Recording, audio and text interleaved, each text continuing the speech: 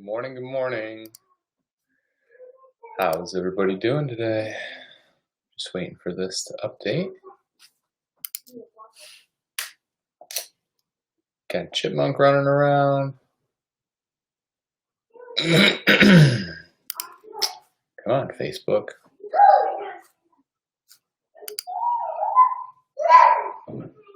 Of course, doesn't want to work.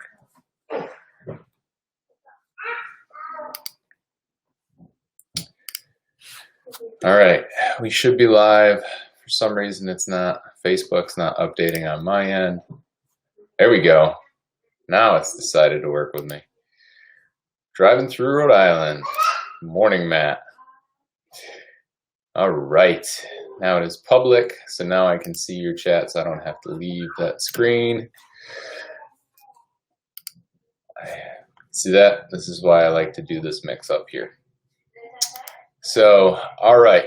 Today, I want to talk about, I've mentioned it a few times, I'm doing this thing called 75 Hard. Andy Frisella kind of kickstarted that. It was a challenge that he came up with. It's a free challenge, and it's pretty simple. I've got it pinned up on my board in the office because it's easy for accountability purposes. So through 6 days, today's day 7. Basically, the rules are simple.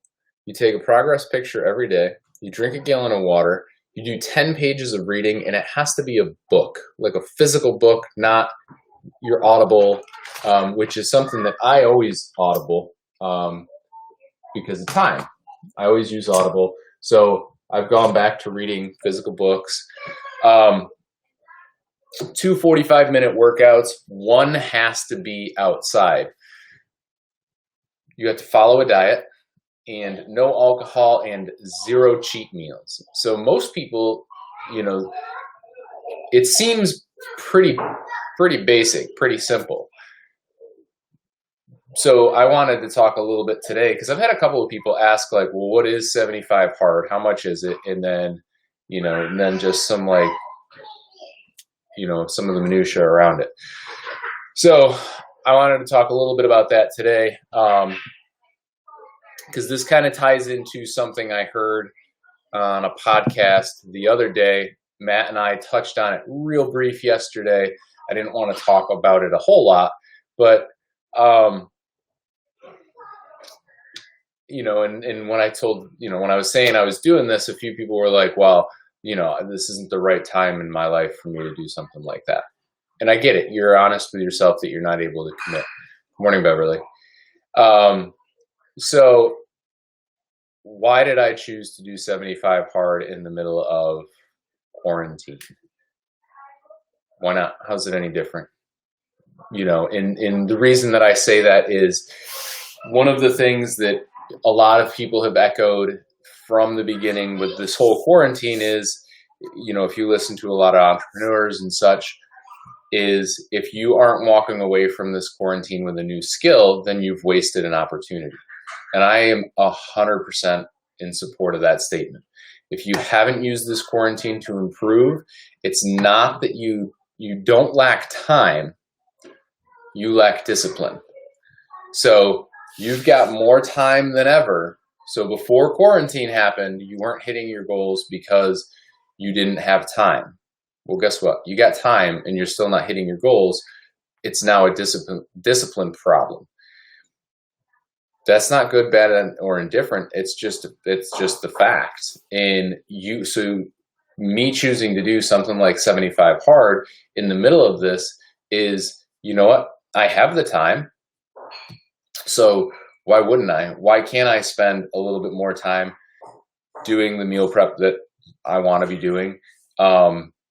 Doing 2 45-minute workouts. They don't have to be balls to the wall. Yesterday was an easy day because Sunday I went way too hard on my second workout that so yesterday ended up being a 3-mile walk with a 20-pound vest, up and down, down around our house, which is, a bunch of hills, but took the dog and I was like, I'm going to go do go walk for an hour, and then that evening did a nice easy bike ride for 45 minutes. So still 2 workouts, but I adjusted them based on how my body was feeling. Still got that 90 minutes in, stayed on plan, drank my gallon of water. First thing I do, so I usually get up at 5-ish in the morning. I get up, pour 16 ounces of water, sit down, read my 10 pages while I drink my 16 ounces of water, go over, grab my first cup of coffee. And I've started doing that every day because I know from my life standpoint, if I don't do that 10 pages in the morning, it's probably not going to get done. So I might as well just get it done first thing in the morning before the kids are up, before the wife is up, before anyone is up to distract me. And so again, this program, it's free. It didn't cost me anything to do, but what it's doing is it's putting me back in that routine, back in that system of like getting back to what I used to do on a daily basis. And it's very easy. All of us can, we can use the excuse of quarantine. And it was actually in Forbes. Forbes said that, people need to use quarantine to de-stress and down-regulate their system. And it's like, use it to better yourself. Use it to come out of this a step ahead instead of a step behind, because in 5 years, if you're not where you want to be, what's the easiest thing to blame? Is that you were stuck in quarantine. So I want to be further ahead than I was, now. So how do I do that? Things like this. Is it difficult? For me, no, because I really, really, really like discipline and structure, and having, following something to a T. To me, that's easy. Where this can be hard for people is you don't want to get up in the morning and go do your workout, or, you don't want to go do your workout in the afternoon. You are lazy with your diet because you want to have a cheat meal because it's a Friday night. Like, there's no exceptions. But in life, is there any exceptions? Like, if you really suck at your job, do you get to start over at it? No. So why do you do it with your nutrition?